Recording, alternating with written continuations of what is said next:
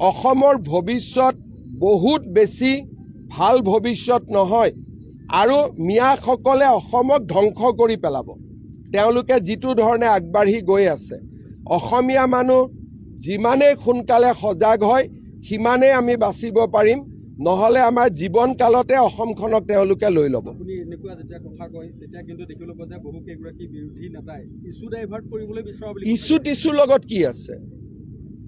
জুবিন গাৰ্গৰ ন্যায়ৰ issue divert নহয়। 17 তাৰিখে আমি দিমেই চাৰ্জশ্বিট। সেইটো ইছ্যুটো মোৰ কাৰণে ক্ল'জ ইছ্যু, কাৰণ মই অলৰেডি অৰ্ডাৰ দি দিছোঁ যে 17 তাৰিখে চাৰ্জশ্বিট দিবই লাগিব। সেইকাৰণে মোৰ কাৰণে এইটো ইছ্যু নহয়, কিন্তু বাংলাদেশী মিয়াটো ডাঙৰ ইছ্যু। মাটি যি দখল কৰিছে, ছোৱালী উঠাই লৈ গৈছে, সেইবিলাকৰ লগত জুবিন গাৰ্গৰ তুলনা নহয় নহয়। সেইবিলাক হ'ল আমাৰ জীৱন মৰণৰ সমস্যা। আমি ক'ত জীয়াই থাকিম? এইটো ইছ্যু ডাইভাৰ্ট হ'ব নোৱাৰে। বাংলাদেশী মিয়া ইছ্যু অসমত অহা 30 বছৰলৈকে থাকিব। এইটো ইছ্যু ডাইভাৰ্ট কোনেও কৰিব নোৱাৰে, কাৰণ সত্ৰৰ মাটি লৈ যোৱা হিমন্ত বিশ্ব শৰ্মাই বনোৱা ইছ্যু নেকি? লাভ জেহাদ হিমন্ত বিশ্ব শৰ্মাই বনোৱা ইছ্যু নেকি? আমাৰ যে গোটেই মাটিবোৰ আজি 30 লাখ হেক্টৰ মাটি দখল কৰি থৈছে, এইটো হিমন্ত বিশ্ব শৰ্মাই বনোৱা ইছ্যু নেকি? জুবিনৰ ন্যায় নিজৰ জেগাত, তাক আমি দিমেই 100%। বাকী ইছ্যুবিলাকতো নোহোৱা হ'ব নোৱাৰে। আজি সকলোৱে কয় অমুক কৰিব নালাগে, তমুক কৰিব নালাগে। এবাৰ লুৰিণ গগৈ কৈ দিয়ক নাম যে মই ইলেকশ্যনো নেখেলোঁ জুবিনৰ ন্যায়ৰ কাৰণে। এই যে ন্যায় পাৰ্টি এটা আছে, অৰিজিনেলখিনি বেলেগ, প্ৰকৃত অনুৰাগীখিনি বেলেগ। যিখিনি ডুপ্লিকেট ন্যায় পাৰ্টি জীৱনত জুবিনক সমালোচনাই কৰি থাকিলে, এদিনো জুবিনৰ ভাল কথা নকলে, এই ডুপ্লিকেট ন্যায় পাৰ্টিটোৱে কৈ দিয়কচোন মই ইলেকশ্যন নেখেলোঁ বুলি। ইটো হ'ব নালাগে, সিটো হ'ব নালাগে, লগত ইলেকশ্যনো নুঠো বুলি কৈ দিয়ক।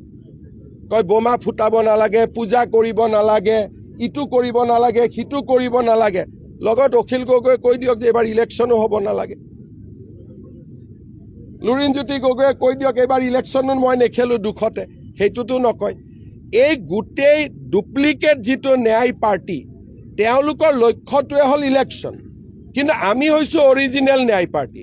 সেইকাৰণে 17 ডিচেম্বৰত আমি সম্পূৰ্ণ তথ্য ৰাইজৰ আগতো লৈ আহিম, কোৰ্টৰ আগতো লৈ আহিম, আৰু মানুহ মানিবলৈ বাধ্য হ'ব যে আমি কিমান ডাঙৰ কাম উইদিন দ্য টাইম আমি কৰিব পাৰিলোঁ। মই ইমান কনফিডেণ্টলি কৈ আছোঁ যেতিয়া, তাৰ পৰা আপোনালোকে বুজি পাওক যে মই কিমান বেছি কনফিডেণ্ট যে ডাঙৰ তথ্য সহকাৰে SIT ৰিপৰ্ট হ'ব, আৰু বহুত অসমৰ নজনা মানুহে বহুত কথা জানিব। এতিয়া অখিল গগৈয়ে ক'ব হিমন্ত বিশ্ব শৰ্মাই কেনেকৈ গম পালে?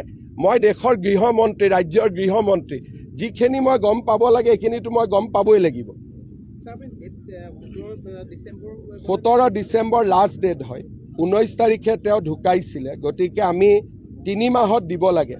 গতিকে 17 ডিচেম্বৰটো আমি লাষ্ট ডেট ধৰিছোঁ, কিন্তু SITয়ে মোক কোৱা মতে তাতকৈ আগতেই কাম হৈ যাব। মই লাষ্ট ডেটটো কৈ আছোঁ। আৰু কেইজনমানে মোক হত্যা বুলি কোৱাৰ কাৰণে মাজে মাজে জোকাই থাকে, তেওঁলোকৰো মুখত চূণ পৰিব। মই এটা ব্ৰডকাষ্টত কৈছিলোঁ, হত্যা শব্দটো কোৱাৰ কাৰণে মাজে মাজে CMয়ে হত্যা কৈছিলে। CMয়ে যি কয় ভাবি চিন্তি কয়, CMয়ে এটা কথাও উপৰুৱাকৈ নকয়।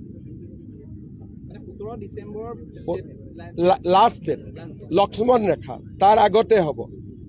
গতিকে 17 ডিচেম্বৰৰ আগত হ'ব, কিন্তু লাষ্ট ডেটটো হ'ল 17 ডিচেম্বৰ।